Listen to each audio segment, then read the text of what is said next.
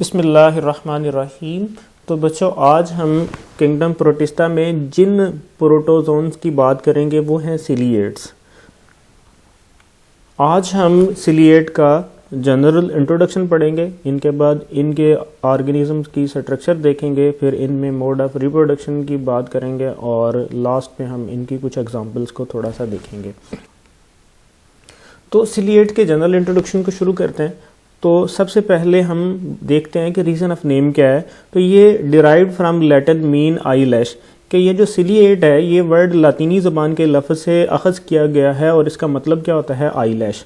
अच्छा, अब आई लैश क्यों कहते हैं? Their cells are covered with hair like extension called cilia, कि जिस तरह के वो बाल से होते हैं इसी तरह क्या होते हैं भाई, इनके सारी बॉडी के ऊपर इन आई लैशेस की तरह की स्ट्रक्चर्स होती हैं जिनको हम सीलिया कहते हैं, और इसी बेस पे इस ग्रुप का नाम सिलिएट्स है।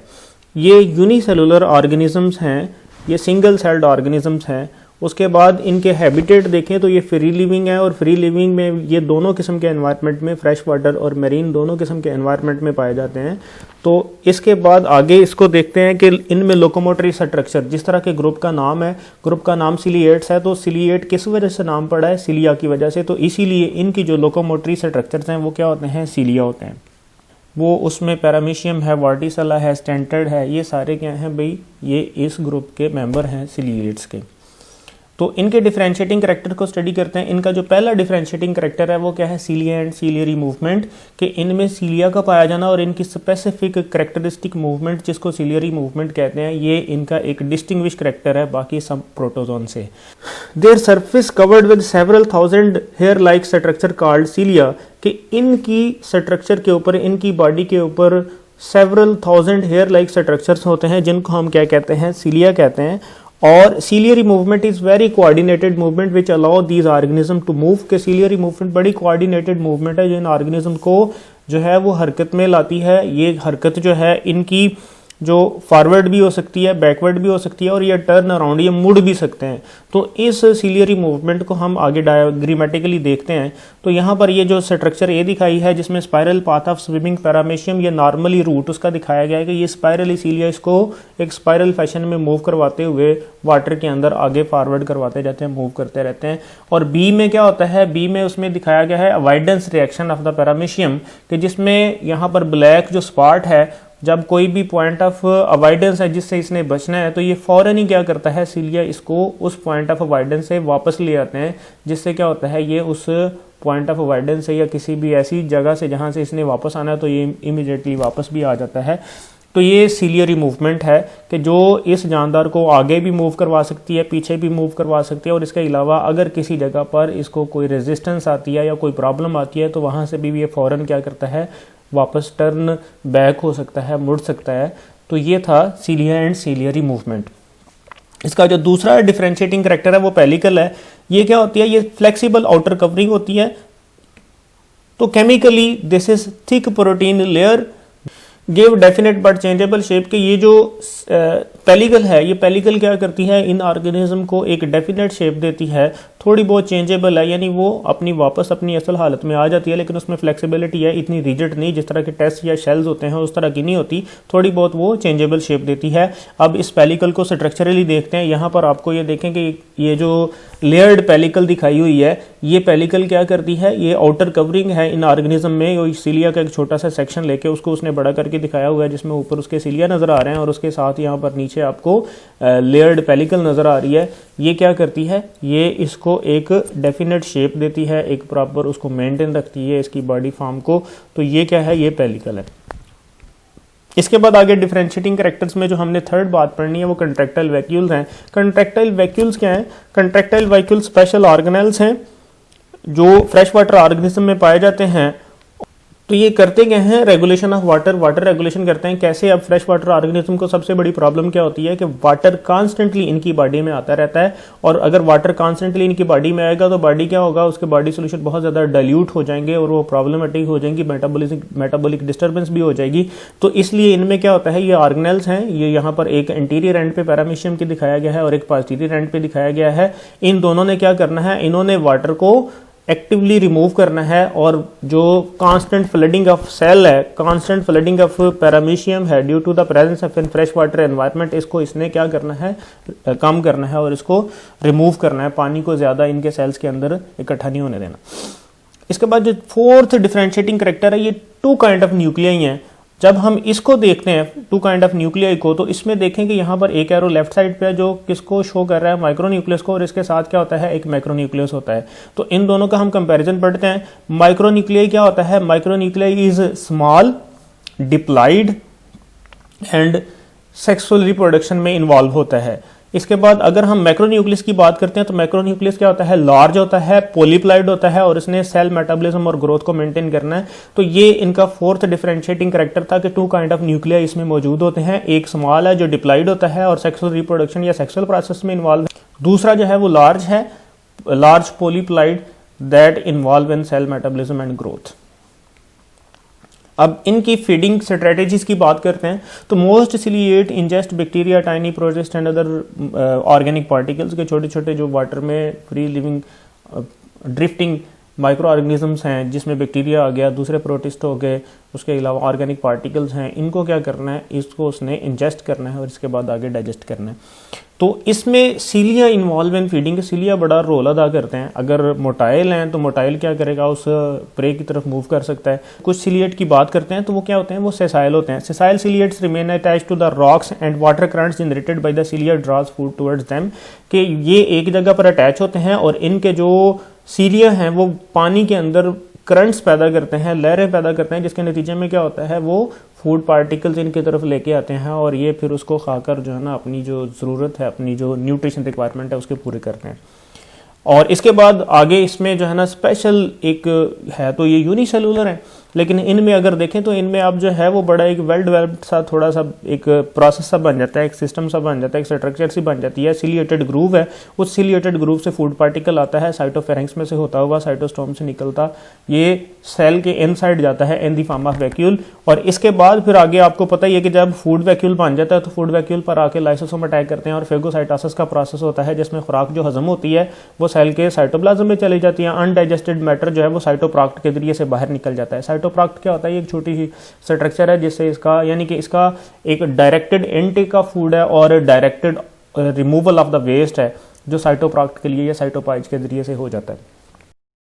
अब हम बात करते हैं इनकी रिप्रोडक्शन की। तो इनमें रिप्रोडक्शन दो तरह से होती है, एक तो एसेक्सुअल रिप्रोडक्शन है, और इनका जो एसेक्सुअल मोड ऑफ रिप्रोडक्शन है उसमें बाइनरी फिशन आता है, जिसमें एक इनका ऑर्गेनिज्म थोड़ा सा साइज में इंक्रीज होकर आगे दो में डिवाइड कर जाता है, फिर जो डॉटर सेल्स होंगे वो फिर आगे मजीद क्या करेंगे, दो में डिवाइड करते जाएंगे। तो इसको हम क्या कहते हैं, बाइनरी फिशन। और ये मोड ऑफ रिप्रोडक्शन हम पहले ही काफ़ी ज़्यादा इसके बारे में पढ़ चुके हैं, लेकिन इसमें होता क्या है, बाइनरी का मतलब होता है टू, फिशन का मतलब होता है टूट जाना। तो इसमें कोई भी एक ऑर्गेनिज्म क्या करता है, दो में डिवाइड कर जाता है, इसीलिए इसको क्या कहते हैं, बाइनरी फिशन। अब इसके बाद इनके जो सेक्सुअल मोड ऑफ रिप्रोडक्शन है वो हम आगे पढ़ते हैं। सेक्सुअल मोड ऑफ रिप्रोडक्शन इनमें क्या होता है, कॉन्जुगेशन। तो जब हम कॉन्जुगेशन की बात करते हैं तो कॉन्जुगेशन एक सेक्सुअल प्रोसेस है, सेक्सुअल रिप्रोडक्शन है, सेक्सुअल मोड ऑफ रिप्रोडक्शन है। और इसमें क्या होता है, two ciliates come together and exchange their genetic material, के दो सिलिएट एक दूसरे के करीब आते हैं और अपने जेनेटिक मटेरियल को एक्सचेंज करते हैं, और this result in new genetic recombination. ये प्रोसेस इतनी डिटेल में आपके सिलेबस में नहीं, लेकिन फिर भी क्योंकि हमने पढ़ना है तो इसीलिए मैं इसको थोड़ा सा आपको बताता भी हूँ। ठीक है, ये एक स्ट्रक्चर हमने ली हुई है मिलर एंड हार्ले से, ये zoology and Miller and Harley है, और इसमें जो है ना वो हम इसको देखते हैं कॉन्जुगेशन के प्रोसेस को, ताकि थोड़ा सा हमें आइडिया हो जाए। तो स्ट्रक्चर ए में जो दिखाया गया है उसमें दो पैरामीशियम दिखाए गए हैं जो अपोजिट मेटिंग टाइप के हैं। ये क्या है, ये देखें, उसमें माइक्रोन्यूक्लियाई भी नजर आ रहे हैं और मैक्रोन्यूक्लियाई भी नजर आ रहे हैं। और स्ट्रक्चर बी में क्या होता है कि इन जो डिप्लॉइड माइक्रोन्यूक्लियाई है उनमें होती है मियोसिस, और मियोसिस के नतीजे में 4 सेल्स बनते हैं। इसके बाद आगे क्या होता है, सी में दिखाया गया है कि जो 3 थे वो अबार्ट हो जाते हैं, 3 जो माइक्रोन्यूक्लियाई थे वो भी खत्म हो जाते हैं, और जो मैक्रोन्यूक्लियस थे वो भी खत्म हो जाते हैं। सिर्फ एक जो है प्लाइड माइक्रोन्यूक्लियाई है वो बचता है, जो माइटोटिकली डिवाइड करके 2 बनाता है। अब उन 2 में से एक act as a male gametic nuclei और एक फीमेल गैमेटिक न्यूक्लियाई। तो फीमेल गैमेटिक न्यूक्लियाई दोनों पैरामीशियम का उसी में रहेगा, और ये जो एरो शो कर रहे हैं ये मेल गैमेटिक न्यूक्लियाई हैं जो एक पैरामीशियम से दूसरे में ट्रांसफर हो रहे हैं।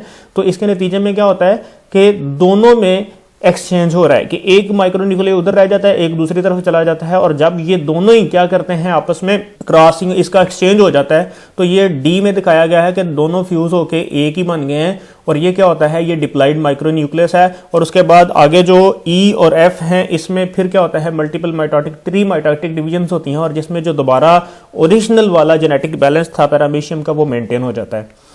तो अब यहाँ पर ये जो स्ट्रक्चर है, ये वर्टिसेला, स्टेंटर, पैरामीशियम में आप देखें कि ये सारा उसका जो पॉइंट है, एक उसमें लेबल्ड है, और दूसरे जो अभी हमने पीछे पढ़ा था कि वो जो सेसाइल सिलिएट्स हैं वो कौन से थे। तो ये स्ट्रक्चर मैंने इसलिए आपको दिखाई है ताकि आपके जहन में कंसेप्ट बन जाए कि ये जो सेसाइल सिलिएट्स हैं वो किस तरह के होते हैं। ये लेफ्ट वाले जो हैं वो सेसाइल हैं, और जो राइट वाला है पैरामीशियम, ये मोटाइल है। और इसको पैरामीशियम के जो आगे डिफरेंट ऑर्गेनल्स हैं, डिफरेंट स्ट्रक्चर्स हैं, डिफरेंट पार्ट्स हैं, वो सारे उसमें बड़ी डिटेल से दिखाए गए हैं। जैसे यहाँ पर आप देखें, ये ट्राइकोसिस्ट है, इसके बाद पेलिकल है, एंटीरियर कंट्रैक्टाइल वैक्यूल और पोस्टीरियर कंट्रैक्टाइल वैक्यूल है। इसके बाद इनके जो माइक्रो और मैक्रो न्यूक्लियस या ओरल ग्रूव दिखाई गई है, ये जो गलेट है, और इसके बाद ये आगे इसमें से जो है फूड पार्टिकल रिमूवर है। तो ये सारा क्या है, इतनी डिटेल आपकी नहीं है, लेकिन अगर फॉर एग्जांपल आप इस स्ट्रक्चर को पेपर में बना देते हैं तो एग्जामिनर को पता होगा कि इसने कुछ ना कुछ पढ़ा हुआ है। तो आपने कोशिश ये जरूर करनी है कि आप ये स्ट्रक्चर अच्छी तरह से लेबल बना दें। तो इसलिए ये स्ट्रक्चर मैंने दी हुई है कि आप इसी स्ट्रक्चर को लाजमन बनाएं अगर आ जाता है। इसमें कई बार तो 2 नंबर के लिए इसमें से जो है ना वो शार्ट क्वेश्चन ज़्यादा इसमें आना ही, अगर देखा जाए तो शार्ट क्वेश्चन के तौर पर ही पेपर आता है इस चैप्टर में से। तो इसमें क्या है, ये जो पार्ट है ना पैरामीशियम, तो आपका कई बार ये वो सिर्फ एक स्ट्रक्चर ही पूछ लेता है कि जी आप पैरामीशियम के बारे में थोड़ा सा बता दें, तो उसमें स्ट्रक्चर ही हम बना दें तो काम चल जाता है।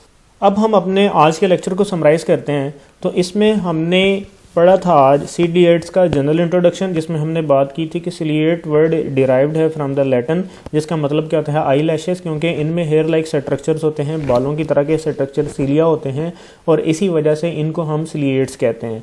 इनकी स्ट्रक्चर में हमने डिफ्रेंशिएटिंग करैक्टर की बात की थी कि भाई सबसे पहले तो हमने कहा कि ये यूनिसेलुलर हैं और एक्वेटिक ऑर्गेनिजम्स हैं जो मैरीन एनवायरनमेंट में भी रहते हैं, फ्रेश वाटर एनवायरनमेंट में भी रहते हैं। फिर आगे इनके स्ट्रक्चरल डिटेल में हमने कहा कि इनमें सिलिया और सिलियरी मूवमेंट होती है।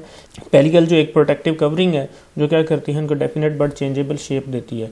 इसके बाद हमने कंट्रैक्टाइल वैक्यूल को स्टडी किया। हमने कहा contractile vacuole fresh water protozoans में पाए जाते हैं, और ये करते क्या हैं, ये जो एक्सेसिव वाटर इनके बॉडी के अंदर, इनके सेल्स के अंदर आता है, उसको रिमूव करने में हेल्प करते हैं।